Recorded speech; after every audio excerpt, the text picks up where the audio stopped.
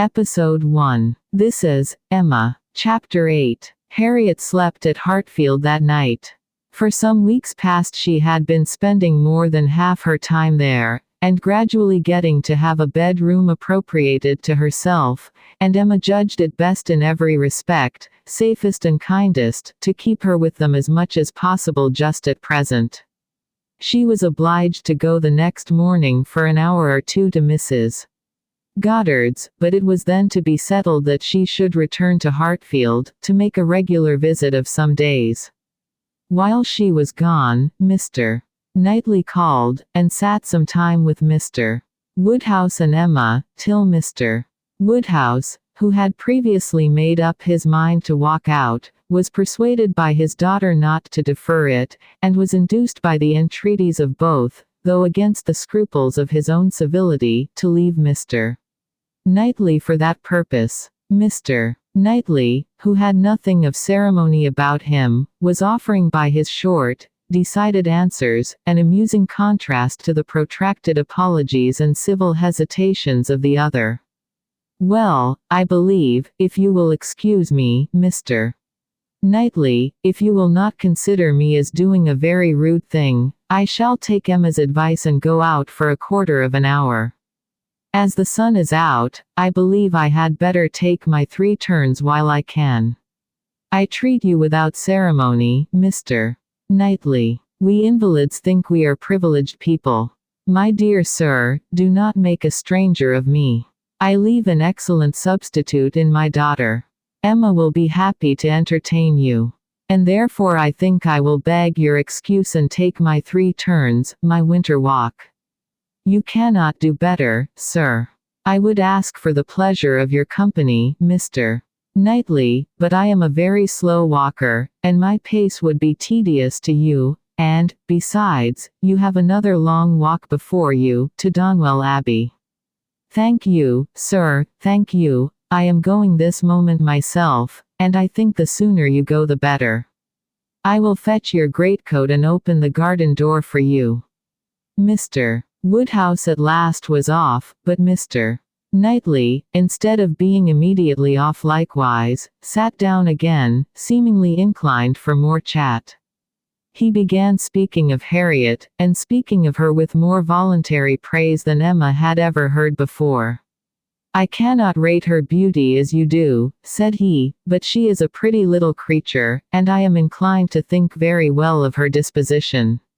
Her character depends upon those she is with, but in good hands she will turn out a valuable woman. I am glad you think so, and the good hands, I hope, may not be wanting. Come," said he, "you are anxious for a compliment, so I will tell you that you have improved her. You have cured her of her school girl's giggle, she really does you credit." "Thank you. I should be mortified indeed if I did not believe I had been of some use, but it is not everybody who will bestow praise where they may. You do not often overpower me with it. You are expecting her again, you say, this morning. Almost every moment. She has been gone longer already than she intended. Something has happened to delay her, some visitors perhaps. Highbury gossips, tiresome wretches. Harriet may not consider everybody tiresome that you would." Emma knew this was too true for contradiction, and therefore said nothing. He presently added, with a smile, "I do not pretend to fix on times or places, but I must tell you that I have good reason to believe your little friend will soon hear of something to her advantage." "Indeed. How so? Of what sort?" "A very serious sort, I assure you," still smiling. "Very serious. I can think of but one thing, who is in love with her." "Who makes you their confidant?" Emma was more than half in hopes of Mr. Elton's having dropped a hint. Mr. Knightley was a sort of general friend and adviser, and she knew Mr. Elton looked up to him. "I have reason to think," he replied, "that Harriet Smith will soon have an offer of marriage, and from a most unexceptionable quarter. Robert Martin is the man. Her visit to Abbey Mill, this summer, seems to have done his business. He is desperately in love and means to marry her. He is very obliging, said Emma, but is he sure that Harriet means to marry him? Well, means to make her an offer then. Will that do? He came to the Abbey 2 evenings ago, on purpose to consult me about it. He knows I have a thorough regard for him and all his family, and, I believe, considers me as one of his best friends. He came to ask me whether I thought it would be imprudent in him to settle so early, whether I thought her too young, in short, whether I approved his choice altogether, having some apprehension perhaps of her being considered, especially since you're making so much of her as in a line of society above him. I was very much pleased with all that he said. I never hear better sense from any one than Robert Martin. He always speaks to the purpose, open, straightforward, and very well judging. He told me everything, his circumstances and plans, and what they all proposed doing in the event of his marriage. He is an excellent young man, both as son and brother. I had no hesitation in advising him to marry. He proved to me that he could afford it, and that being the case, I was convinced he could not do better. I praised the fair lady too, and altogether sent him away very happy. If he had never esteemed my opinion before, he would have thought highly of me then, and, I dare say, left the house thinking me the best friend and counsellor man ever had. This happened the night before last. Now, as we may fairly suppose, he would not allow much time to pass before he spoke to the lady, and as he does not appear to have spoken yesterday, it is not unlikely that he should be at Mrs. Goddard's today, and she may be detained by a visitor, without thinking him at all a tiresome wretch. Pray, Mr. Knightley, said Emma, who had been smiling to herself through a great part of this speech, how do you know that Mr. Martin did not speak yesterday? Certainly, replied he, surprised, I do not absolutely know it, but it may be inferred. Was not she the whole day with you? Come, said she, I will tell you something, in return for what you have told me. He did speak yesterday, that is, he wrote, and was refused. This was obliged to be repeated before it could be believed, and Mr. Knightley actually looked red with surprise and displeasure, as he stood up, in tall indignation, and said, Then she is a greater simpleton than I ever believed her. What is the foolish girl about? Oh, to be sure, cried Emma, it is always incomprehensible to a man that a woman should ever refuse an offer of marriage. A man always imagines a woman to be ready for anybody who asks her. Nonsense. A man does not imagine any such thing. But what is the meaning of this?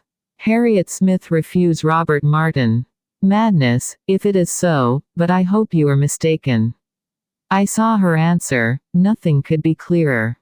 You saw her answer, you wrote her answer too. Emma, this is your doing. You persuaded her to refuse him. And if I did, which, however, I am far from allowing, I should not feel that I had done wrong.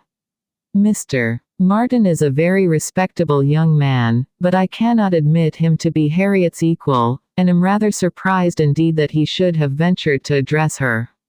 By your account, he does seem to have had some scruples. It is a pity that they were ever got over. Not Harriet's equal, exclaimed Mr. Knightley loudly and warmly, and with calmer asperity, added, a few moments afterwards, no, he is not her equal indeed, for he is as much her superior in sense as in situation. Emma, your infatuation about that girl blinds you. What are Harriet Smith's claims, either of birth, nature or education, to any connection higher than Robert Martin? She is the natural daughter of nobody knows whom, with probably no settled provision at all, and certainly no respectable relations. She is known only as parlor boarder at a common school. She is not a sensible girl, nor a girl of any information. She has been taught nothing useful, and is too young and too simple to have acquired anything herself. At her age she can have no experience, and with her little wit, is not very likely ever to have any that can avail her. She is pretty, and she is good-tempered, and that is all. My only scruple in advising the match was on his account, as being beneath his deserts, and a bad connection for him. I felt that, as to fortune, in all probability he might do much better, and that as to a rational companion or useful helpmate, he could not do worse. But I could not reason so to a man in love, and was willing to trust to there being no harm in her, to her having that sort of disposition, which, in good hands, like his, might be easily led aright and turn out very well. The advantage of the match I felt to be all on her side, and had not the smallest doubt, nor have I now, that there would be a general cry out upon her extreme good luck. Even your satisfaction I made sure of. It crossed my mind immediately that you would not regret your friend's leaving Highbury, for the sake of her being settled so well. I remember saying to myself, even Emma, with all her partiality for Harriet, will think this a good match. I cannot help wondering at your knowing so little of Emma as to say any such thing. What? Think a farmer, and with all his sense and all his merit, Mr. Martin is nothing more, a good match for my intimate friend. Not regret her leaving Highbury for the sake of marrying a man whom I could never admit as an acquaintance of my own.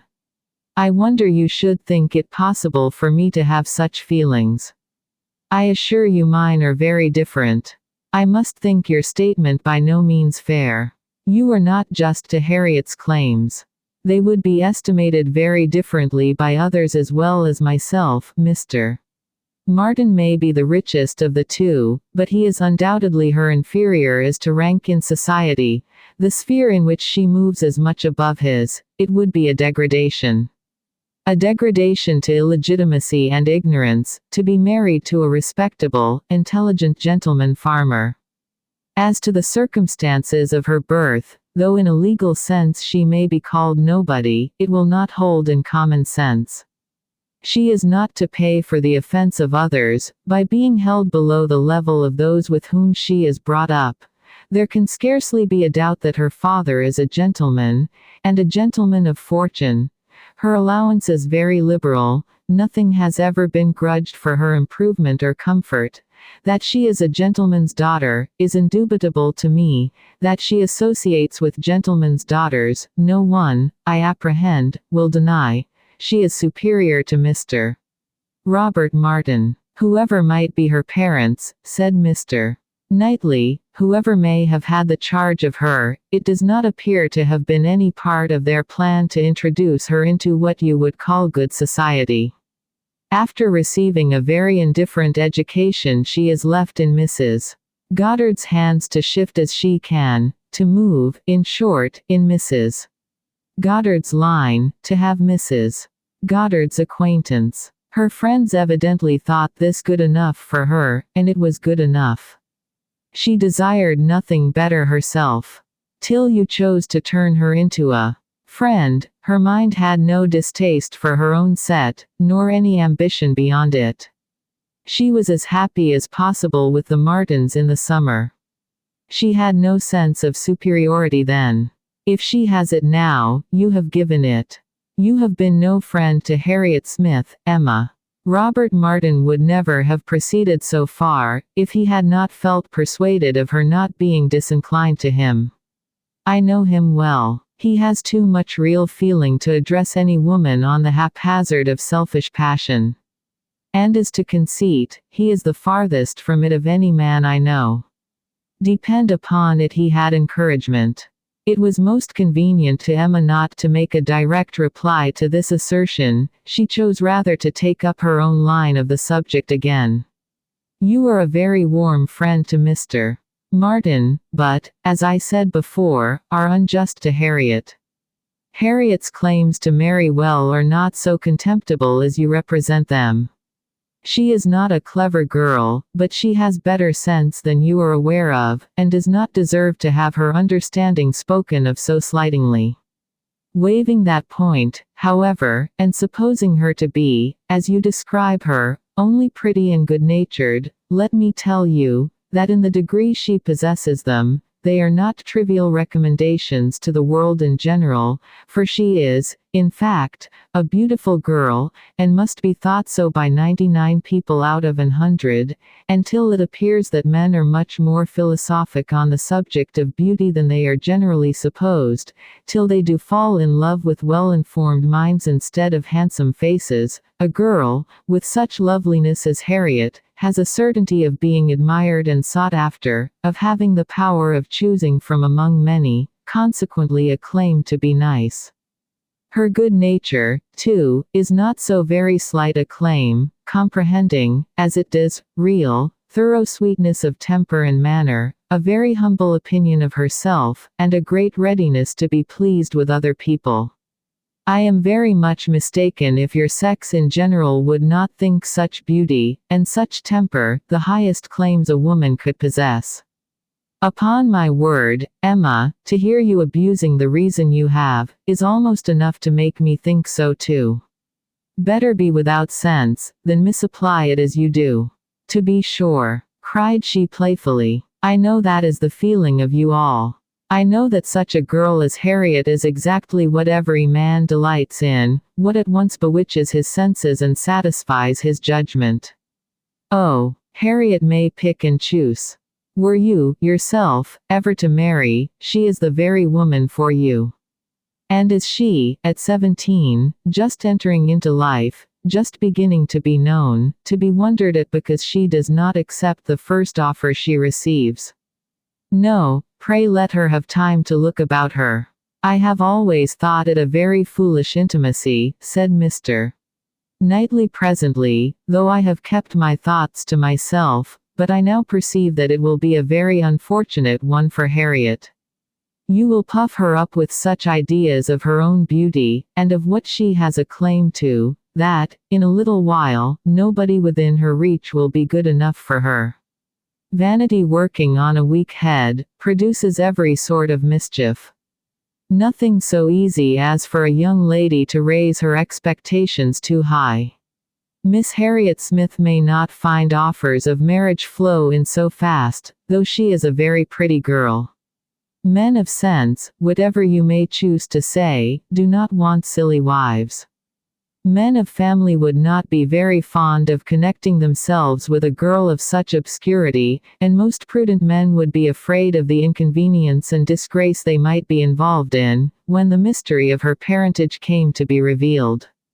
Let her marry Robert Martin, and she is safe, respectable, and happy forever, but if you encourage her to expect to marry greatly, and teach her to be satisfied with nothing less than a man of consequence and large fortune, she may be a parlor boarder at Mrs.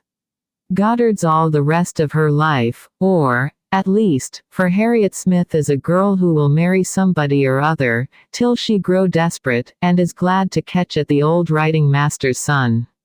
We think so very differently on this point, Mr. Knightley, that there can be no use in canvassing it. We shall only be making each other more angry.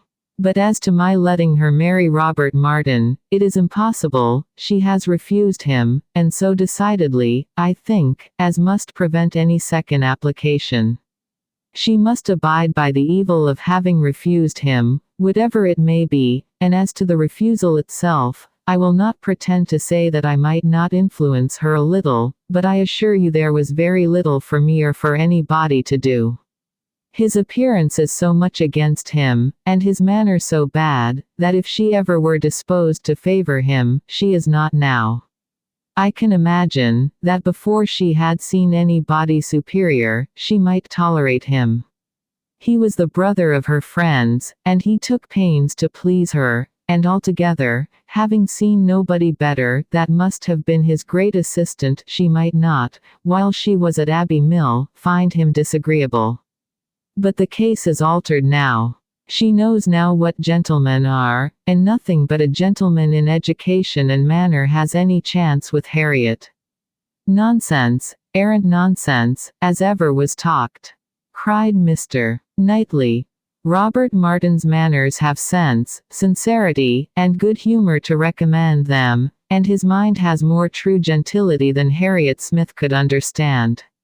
Emma made no answer, and tried to look cheerfully unconcerned, but was really feeling uncomfortable and wanting him very much to be gone.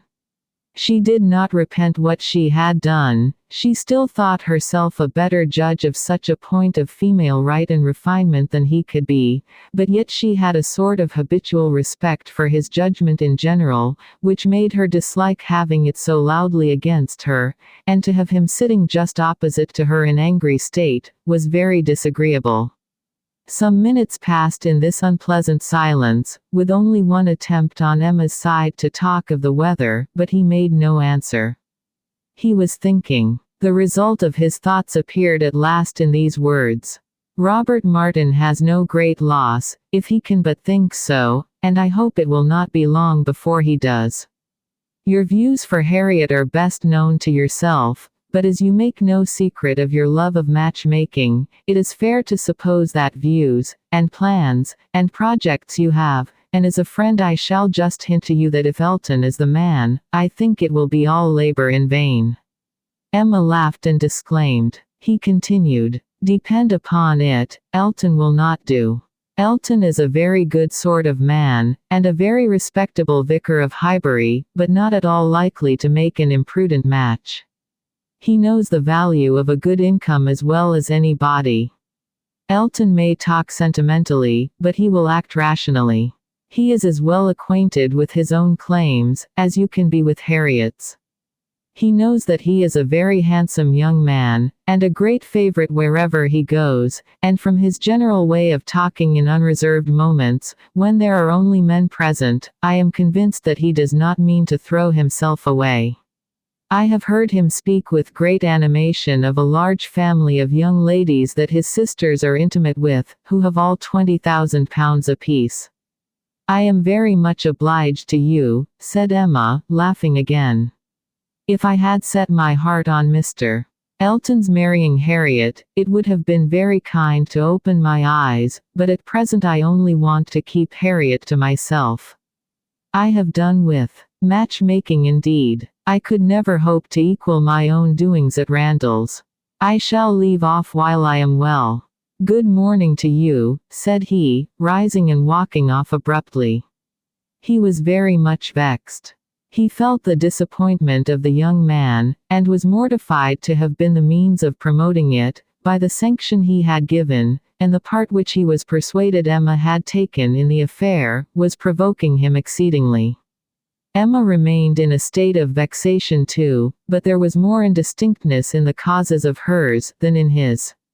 She did not always feel so absolutely satisfied with herself, so entirely convinced that her opinions were right and her adversaries wrong, as Mr. Knightley. He walked off in more complete self-approbation than he left for her. She was not so materially cast down, however, but that a little time and the return of Harriet were very adequate restoratives. Harriet's staying away so long was beginning to make her uneasy. The possibility of the young man's coming to Mrs. Goddard's that morning, and meeting with Harriet and pleading his own cause, gave alarming ideas. The dread of such a failure after all became the prominent uneasiness, and when Harriet appeared, and in very good spirits, and without having any such reason to give for her long absence, she felt a satisfaction which settled her with her own mind, and convinced her, that let Mr. Knightley think or say what he would, she had done nothing which woman's friendship and woman's feelings would not justify. He had frightened her a little about Mr. Elton, but when she considered that Mr. Knightley could not have observed him as she had done, neither with the interest, nor, she must be allowed to tell herself, in spite of Mr. Knightley's pretensions, with the skill of such an observer on such a question as herself, that he had spoken it hastily and in anger, she was able to believe, that he had rather said what he wished resentfully to be true, than what he knew anything about. He certainly might have heard Mr. Elton speak with more unreserve than she had ever done, and Mr. Elton might not be of an imprudent, inconsiderate disposition as to money matters, he might naturally be rather attentive than otherwise to them, but then, Mr. Knightley did not make due allowance for the influence of a strong passion at war with all interested motives. Mr. Knightley saw no such passion, and of course thought nothing of its effects, but she saw too much of it to feel a doubt of its overcoming any hesitations that a reasonable prudence might originally suggest, and more than a reasonable, becoming degree of prudence, she was very sure did not belong to Mr. Elton. Harriet's cheerful look and manner established hers. She came back, not to think of Mr. Martin, but to talk of Mr. Elton. Miss Nash had been telling her something, which she repeated immediately with great delight. Mr. Perry had been to Mrs. Goddard's to attend a sick child, and Miss Nash had seen him, and he had told Miss Nash, that as he was coming back yesterday from Clayton Park, he had met Mr. Elton, and found to his great surprise, that Mr.